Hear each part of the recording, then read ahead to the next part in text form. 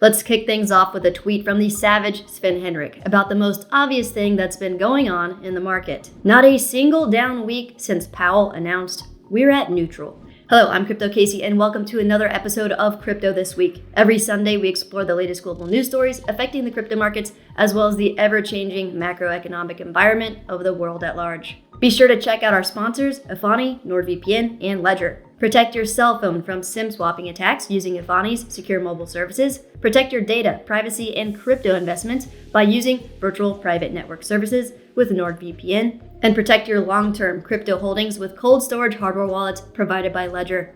Check them all out using the links in the description area below. Awesome. Let's hit Crypto This Week.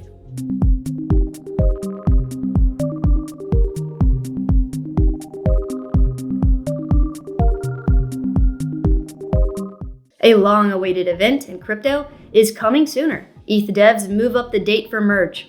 Ethereum's transition to proof of stake is inching ever closer after developers agreed to a tentative date for the mainnet merge. Ethereum founder Buterin forecasts blockchain merge on September 15th. Final test known as Goerli was completed earlier this week.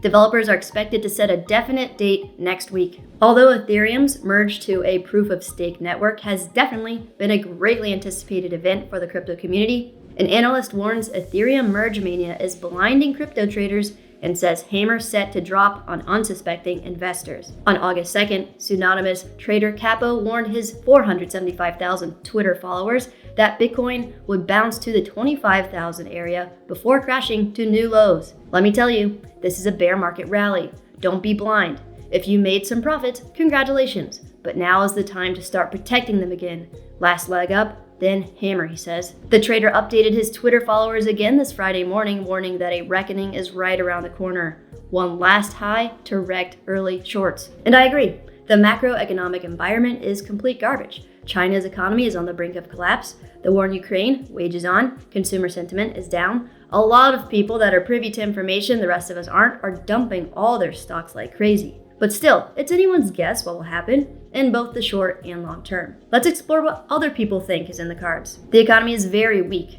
Here's why Cathie Wood believes the Fed will actually cut rates in 2023. In an effort to tame rampant inflation, the Fed is raising interest rates aggressively, and rising rates have become a major drag on the stock market and the economy. But according to ARK Invest, Cathie Wood, the Fed may not stay hawkish for too long. We're getting all kinds of signals that the economy is very weak, she says, pointing out that the labor market may not be as strong as the headline numbers suggest. We're hearing one layoff after another. And we know the Challenger Gray and Christmas survey says that layoffs are up 55 to 60% year over year. Meanwhile, on the other side of the coin, straight from the horse's mouth, Fed leaders unswayed by softer CPI.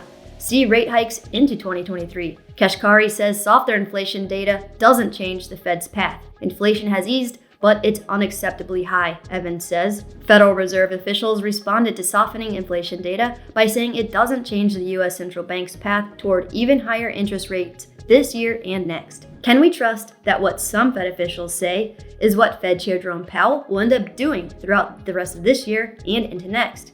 Not really. Either way, I do agree that Powell needs to speak up to stop ill-fated market rally, strategist says. Principal Globe Investors, Seema Shah, is no stock market bull, but says the rally that erupted Wednesday may continue until the head of the Federal Reserve steps up and stops it. You always need to bring the big guns out, said Shah. We need Powell to speak. Until he speaks, the market rally can keep going. Momentum can take you far. I don't believe in the sustainability of this rally. But can it go further? Yes. So one of the most important things to keep in mind as a crypto investor right now is this rally, this price action is completely divorced from any development, successes, or anything directly affecting cryptocurrency projects. Wall Street and big financial institutions are playing around and likely inciting a fair bear market rally as a last hurrah until the next presidential election in order to give themselves and their buddies one final chance to take profits at the expense of us retail investors. So instead, we need to focus on increasing our cash, continuing to DCA into long-term positions, and by long-term, I mean 5 to 10 plus years, and as always, increasing our knowledge about the technology and everything that affects the crypto markets at large. All right, let's wrap things up with a couple of events that happened this week in the crypto space. Did the US government just declare war on crypto? Experts assess the implications of the Treasury Department's sanctioning of privacy protocol Tornado Cash earlier this week. On Monday, the US Treasury Department added Ethereum coin mixer Tornado Cash and a slew of addresses associated with the service to its specially designated nationals list, a classification typically reserved for terrorist organizations and enemy nations. Fundamental to legal and ethical questions posed by Tornado Cash's ban is the service's status as a smart contract. Like many decentralized finance or DeFi protocols, Tornado Cash is an automated program that doesn't require any employees to maintain or monitor its functioning. To some, the fact that no humans are involved in Tornado Cash's day-to-day operations indicates that the service is, at the end of the day, code with no mission or underlying intention. Tornado Cash is a tool, like any other, that can be used for good or for bad, Ethereum core developer Preston Van Loon previously told Decrypt. So these are the tough questions that crypto and decentralized protocols will face in the coming years as government and law slowly catch up to these new technological advancements. Crypto is now certainly in the government's sights as they continue to crack down more and more on the industry. Crypto exchange Bitfinex may be facing criminal investigation in the US. The exchange's sister company has been hit with several investigations over who uses its platform and the state of its reserves. This may turn out to be a big deal, as if you remember from previous videos, we discussed that Bitfinex is a subsidiary of its parent company called iFinex, which is also the parent company of Tether Holdings and Tether Limited, the issuers of the largest stablecoin by market cap in the crypto market. And along the same lines, crypto companies aren't the only ones being targeted. Crypto investors like us need to be extremely careful. The IRS just got $80 billion to beef up. A big goal?